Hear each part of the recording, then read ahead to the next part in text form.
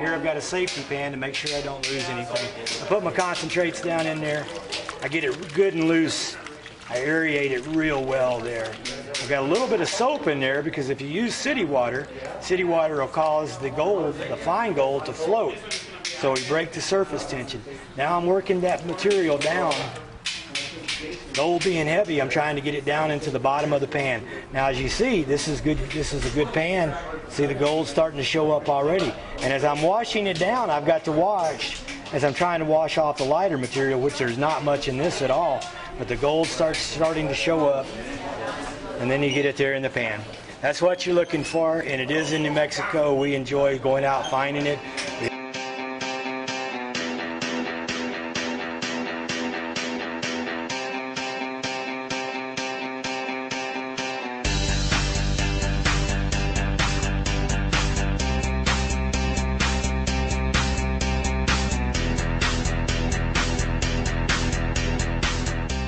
But our story begins with volume and density.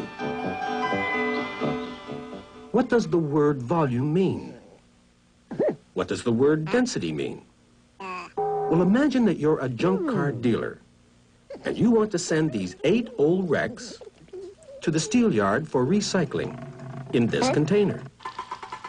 The only trouble is they're full-size cars, and they won't all fit in. If only they were tiny little compacts, there'd be no problem.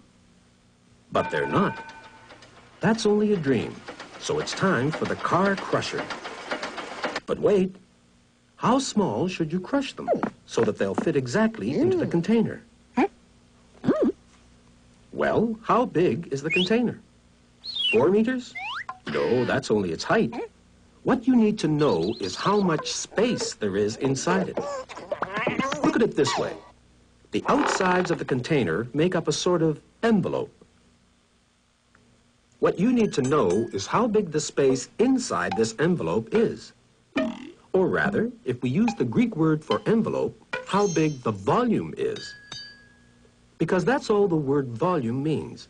How much space a thing envelops. The easiest way to work out the volume of something like a box is to measure not only its height, but also its length and its width. And then multiply all these together. 4 times 4 times 4 equals 64. The container has a volume of 64 cubic meters.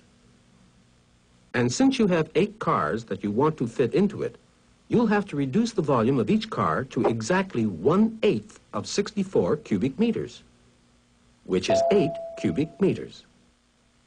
In other words, you'll have to crush each old wreck into a cube measuring 2 meters by 2 meters by 2 meters.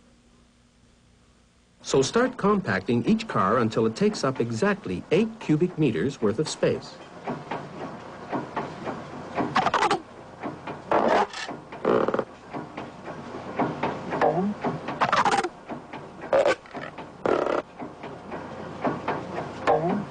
There, you now have 8 compact cars. Your dream has come true, and they all fit neatly inside the container.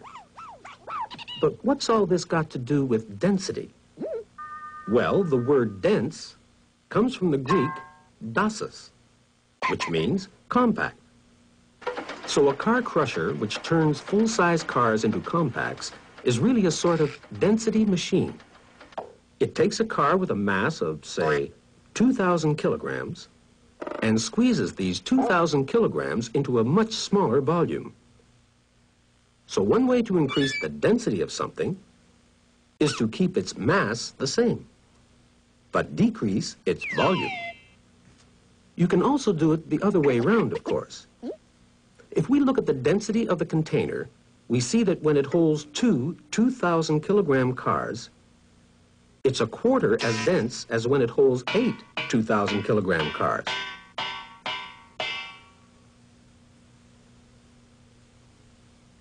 In this case, you increase density by keeping the volume the same, but increasing the mass.